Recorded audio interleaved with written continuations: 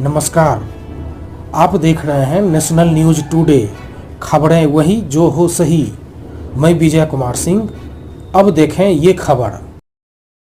Matric, inter एवं स्नातक उत्तीर्ण छात्र एवं छात्राओं के लिए सुनहरा अवसर।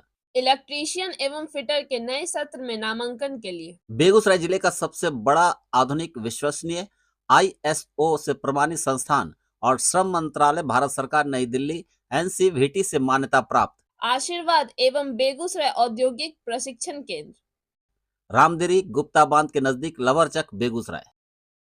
नए सत्र के लिए नामांकन प्रारंभ। नमस्कार, मैं हूं संजय श्रीवास्तव और आप देख रहे हैं नेशनल स्टूडियो।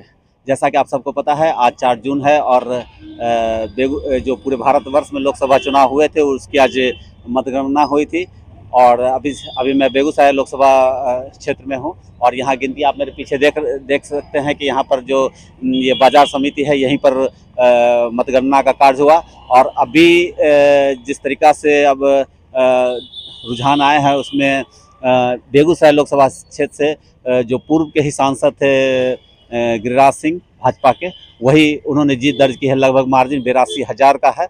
हालांकि अभी सरकारी तौर पर अनाउंसमेंट होनी बाकी है, लेकिन जो फाइनल रिजल्ट है वो 82,000 के आसपास है।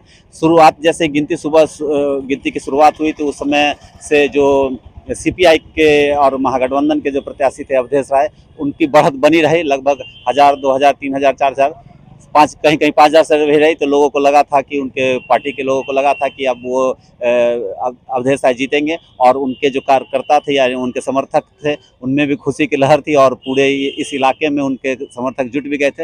लेकिन जैसे जैसे अचानक दोपहर के बाद से जो BJP के सांसद हैं उनकी बढ़त आने लगी और 20,000, 30,000 से जब बढ़त उनकी हो गई तो उसके बाद से जो है CPI के जो समर्थक हैं या कार्यकर्ता हैं उनमें निराशा आने लगी और धीरे धीरे वो और ये बढ़त बढ़ते चलेगी और वो निराश होगा। अंततः अब जो है ये गिनती समाप्त हो चुकी है और लगभग 82,000 से के वोटों से वो जीत रहे हैं। अब रही पूरे देश की बात, तो पूरे देश में भी जो NDA है वो लगभग 295-96 के आसपास है। लेकिन जो उन लोग को जो पूर्व में उम्मीद थी उसके अनुसार उतनी सीटें नहीं आए, जिससे थोड़ी बहुत उनसे निराश भी है। इस बातों को लेकर के क्या मोदी की सरकार लगातार 5 साल काम कर पाएगी कि अब उसके भी टूटने के आसार है, NDA के भी टूटने के आसार है, जैसे कि अभी से ही दांव पे चलना शुरू हो गया है। इन बातों को लेकर हम विभिन्न लोगों से बात करेंगे कि क्या आगे की योजना है। तो आइए हम कई जो लोग हैं यहाँ जो भाजपा के या NDA के जो समर्थक हैं उनसे बात करते हैं।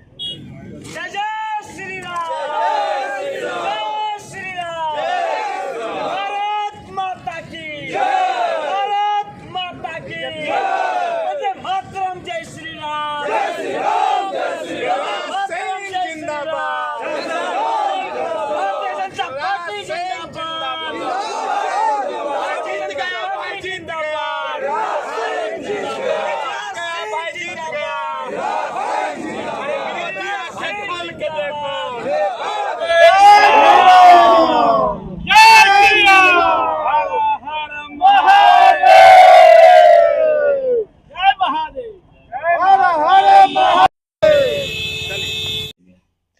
बिल्कुल, बिल्कुल। गिरिराज जी के लिए भी जो बेगूसराय की जनता ने दिया उसके लिए पूरे बेगूसराय की जनता को धन्यवाद है।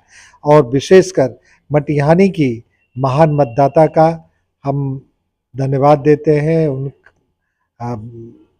उनके कृतज्ञ हैं हम लोग कि एक बार फिर से उन्होंने कई तरह की विपरीत परिस्थितियों में बहुत ही अच्छा मतदान किया और 20,000 से अधिक मतों से गिरिराज जी को मटिहानी विधानसभा से जिताया। इसके लिए मटिहानी की जनता को भी हम लोग बहुत बहुत उनके शुक्रगुजार हैं, उनके आभारी हैं। बेगूसराय लोकसभा चुनाव की बात करें तो क्या लगता है कि आप लोग की जो पार्टी है और उसके अनुरूप क्या परिणाम आए हैं? देखिए, परिणाम निश्चित रूप से हम लोग परिणाम अधिक देख रहे थे, मार्जिन देख रहे थे, लेकिन पूरे देश का ही ये ट्रेंड रहा कि परिणाम अपेक्षा के अनुरूप नहीं आया। लेकिन इस परिस्थिति में बेगूसराय का जो भी परिणाम है, यहाँ की जनता ने जो कुछ भी तय किया है वो शिरोधार्य है हम लोग। सर, इस जीत पर क्या कहेंगे सर? बेगूसराय के जनता पहले से मन बना लिया था कि वामपंथी को सिमरिया घाट पार कर देना है। कभी होश होने के लिए नहीं देना है वामपंथी को। इसलिए भारतीय जनता पार्टी के उम्मीदवार जो हैं, मोदी जी के जो खास उम्मीदवार हैं, जो केंद्रीय मंत्री रह चुके हैं, विकास के नाम पर वोट मिला है और यहाँ की जनता उनको वोट देने का काम। लेकिन वो मार्जिन पहले वाला नहीं रहा, जो आप लोग का अनुमान था उतना मार्जिन नहीं रहा है, तो क्या कहेंगे? मार्जिन नहीं रहा है, असल था, लेकिन जितना वोट आया है, जितना 82,000 प्लस से जीत हुआ है, ये कम वोट नहीं है। बिहार के लिए ये कम वोट नहीं है, बेगूसराय के लिए कम वोट नहीं है। इस स्तर पर भी सर उस तरीका का जितना आप लोग का अनुमान था उस तरीका का नहीं आया सीट, क्या कहेंगे? चलिए, नहीं आया है, प्रयास में हम लोग थे, पूरे बिहार के लोग प्रयास में थे, पूरे हिंदुस्तान लोग प्रयास में थे, नहीं आया, उससे कोई मतलब नहीं। सरकार बनाने का मिशन था हम लोग का, दिल्ली में सरकार बनाने का मिशन था, वो मिशन हम लोग का पूरा हो गया।